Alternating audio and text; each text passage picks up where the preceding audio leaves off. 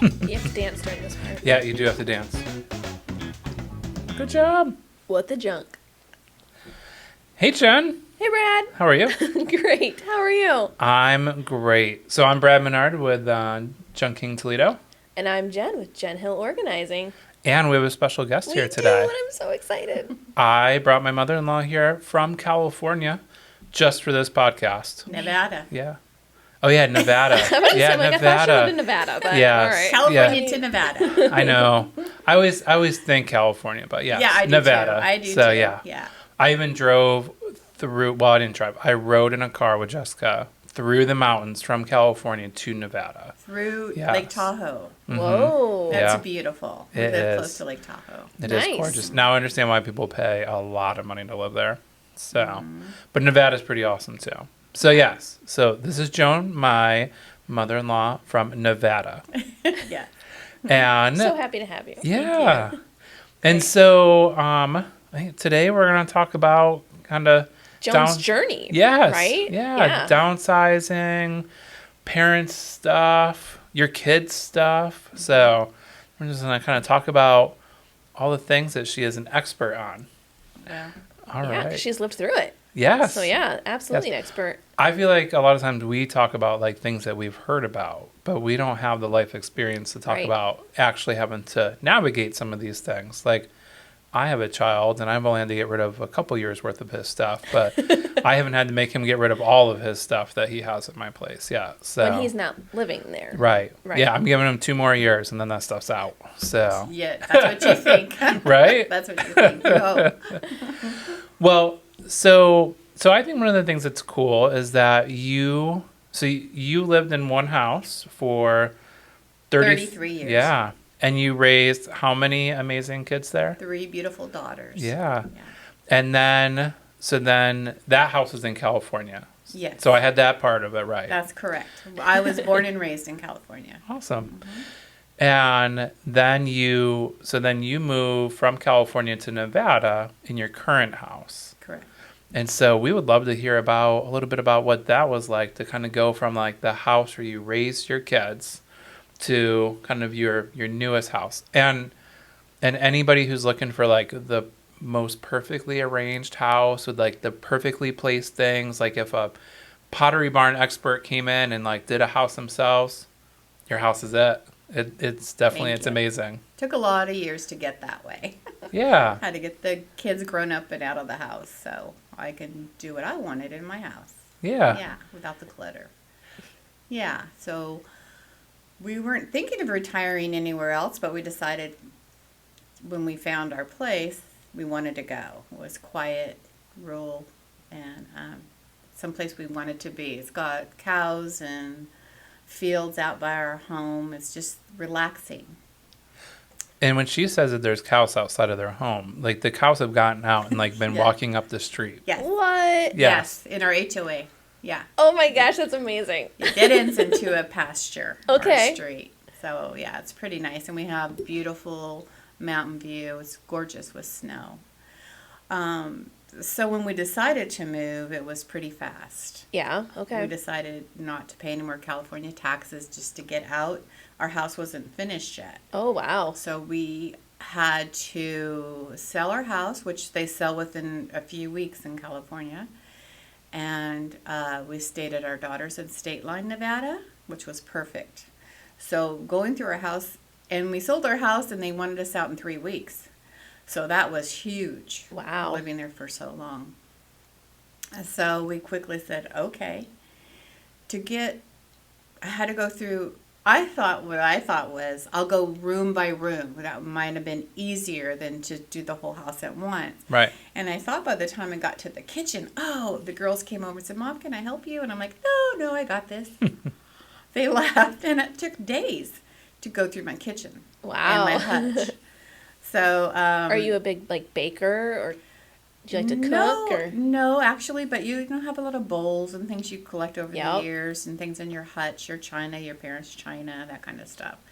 So I had to take piece by piece out and really see what I wanted. We couldn't take a lot with us, and I wanted to start fresh in a new place. So we literally, there was a person in our neighborhood you could call to come and get your stuff, and you pay him to take it, right? Like, I guess like junking. Yeah. And he would come day after day, right? And I would say, here, take my whole set of dishes. Here, take this. And he would take everything, because then he takes it to the flea market and nice. sells it. Now, Bill's garage is another thing, because he never went through it. I'm like, oh my goodness. So that took a while. And actually, our neighbors were really great. They started coming over, and they would take things out of the garage. Things like, we didn't know how to get rid of things. Right. And things. But we just had to go through everything. And I packed it up all myself inside, all the boxes and stuff like that, and labeled them. And we did it. And then we kept them in storage for 10 months before we moved into our house. Wasn't ready for 10 months. So it was a transition. That's a long to time. a different state, Mm-hmm. learning the state rules and getting residency there. There was a lot involved in that. Well, and one of the things I think is really cool is that you made the decision that you wanted to start fresh. And that includes, I think a lot of people, they try to like take all the stuff that they have and they try to figure out, where do I fit it in my new place, right? Like, so it's still the same stuff, and then I'm going to like, and some people have a really hard time getting rid of those things, right? And so even if it doesn't fit in the new place, like they feel like they have to keep it. But I think your story is unique, and you're like, I just want a fresh start, even with fresh stuff, fresh Yes. furniture, fresh decorations. I just want this to be a fresh new place. We only took key pieces, and I even was struggling with the dining room set that we had that my parents gave us. They had it since I was 17, and we've used it all those years. We've been Wow. married 53 years. And I said, do I take it? Do I not? Do I take it? And then my sister said, well, you might want to, because then that's a memory. But then it kind of feels like home.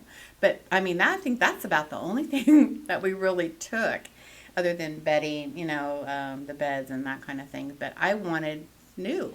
Right. I was done with the old. Yeah. I didn't need it. So, to me, that was great. No, I think that's awesome. I think it's amazing.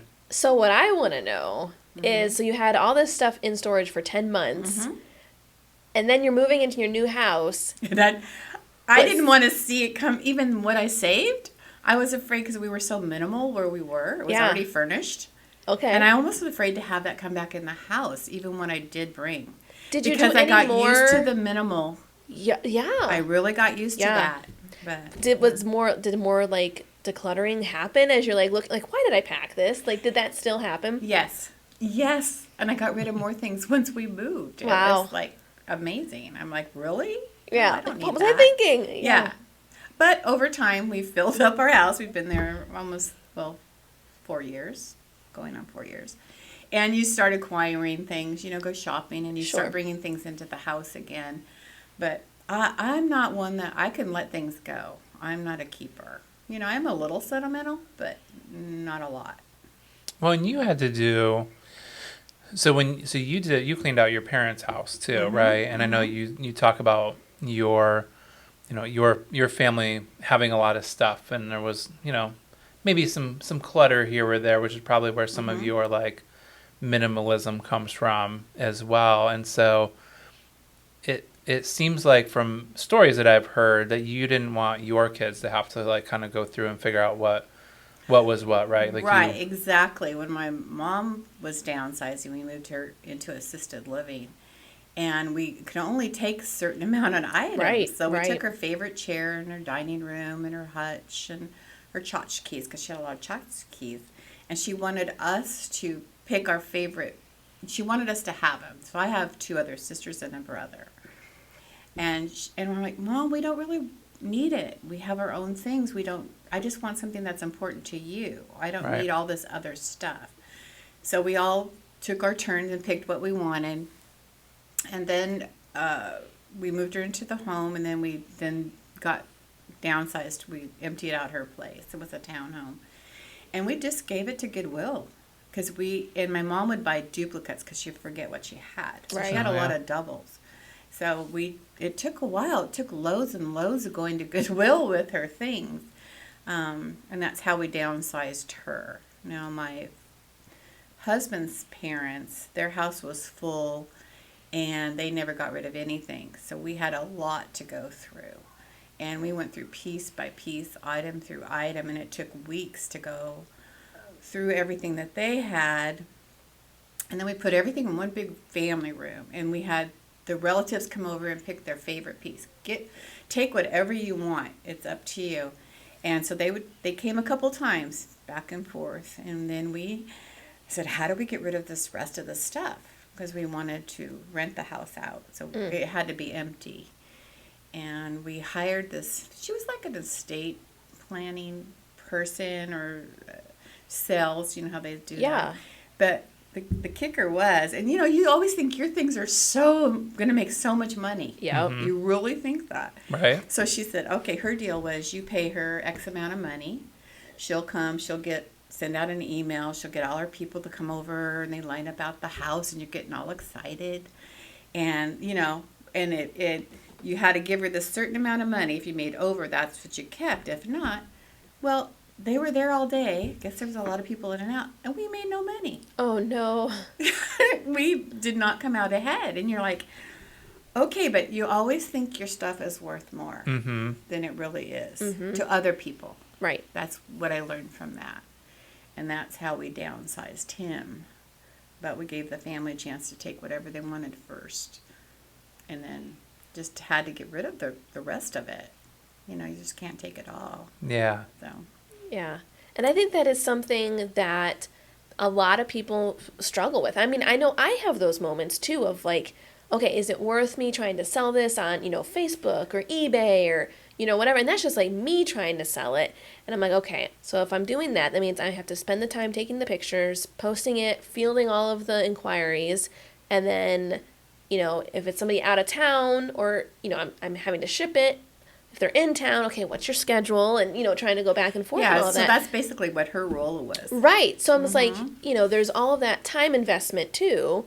And so, yeah, okay, so then another option is, kind of your route with paying somebody just to come in and kind of just do that sale for you and that marketing. And sometimes, you do make some money, but it is hard of like, okay, even if you made, what would have made it worth that? Like, $100, $300, you know what I mean? Of like, at what point would you have had to make so much profit in order to like, okay, it was worth doing that? And I think sometimes it is hard to kind of just take that step back and see like, okay, well, this isn't really in style anymore, or people aren't collecting this as much. Really old. And, yes. Right. Yes. Yeah, it's just it's a hard thing to kind of look at. I guess logically, I don't know if that's like the right answer, but just not emotionally, right? Because we just like see all of that, like, oh man, I spent so much money on that back in the day, or that was a really hot item back then, and well, it's just not anymore. And so, yeah, that's I think a struggle with so many of us. No, it's true. When you watch stuff like American Pickers, right? Which I love American Pickers. American Pickers is not sponsoring this program, but if they want to. If they want to. Totally can. But yeah, no, they will pick like kind of this one piece out, and I think that kind of reinforces sometimes like, right. Oh, like I have a fortune here. Look, on American Pickers, they that went through one and item, this thing was worth like $3,000. Right. Yeah. But then some, that's what they do, and they have a market for it, so they know where they can get the top dollar, and they put their stamp, right? So there's all those pieces, and you or me just trying to, you talk about like China, right? Like China in itself really is not, it has value, but there's not a lot of people out there willing to actually pay for it, right? To the point where we get a lot of China that's valuable in junk removal jobs, but people just realize that it's hard to sell China, right? There's a limited market, and trying to ship that stuff is like impossible, right? Right. And if you don't live in an area where there's a big demand, and so you're right. Like there's just, I think a lot of people have a lot of hope that this stuff is going to be worth money. I was kind of disappointed. Yeah, absolutely. I was really disappointed. Yeah, you think you have a fortune. Yeah. And sometimes you do. Something. Right? You walk away with something. Yeah. Right. Yeah. No, it's hard. And I think that the internet has kind of changed a lot of that too, right? Where it's made people see more value in stuff, right? Because you can find people who made something off of it, right? Mm-hmm. But you also can go find, there's more competition, right? So you can go find 10 of those items now, where, back before the internet, some of that stuff really was, because you may not ever see this thing ever in your life, and then you see it and you either buy it or you don't, and if you don't, but There's it's too kind of many changed choices it. now. Yeah, Right. no, exactly. And there's not the same appreciation too, I think, for some of those things. And so it has really changed a lot. And I think that there's a lot of parents and grandparents that held on to stuff because they thought that was going to be, something they pass on to their child, that their child would have money or an appreciation for it. Maybe they don't, Yeah. So, And- but I do love the fact that, like you talked about, everybody coming and getting a few items that really meant something to them. You talked about your, bringing the dining room table, right? Because there was so many memories and connections to that. And, like, that was a piece for you. Yes. And I think that's a really cool thing that I hope more people start to really look at, of like, let's identify an item, right? Versus feeling like I have to give all of this stuff to my kids. Just one special thing. Right. I even brought my mother-in-law's baking dishes, and every time I bake a roast at home, I think of her. Right. And just one or two items, really. My mother had a lot of jewelry, so I wear her rings, not today, but almost every day, and I think of my mom. Right. So it's just something special about that person that you're going to remember, because it's really all about the memories. Yeah. Yeah. My grandfather collected the Jim Beam decanter cars and trains, right? And so I wanted one of those to just have, right? And I have one, I have my favorite one, and which I didn't get. My grandma gave me one that I didn't really care about, but then she gave my dad the one that I really wanted.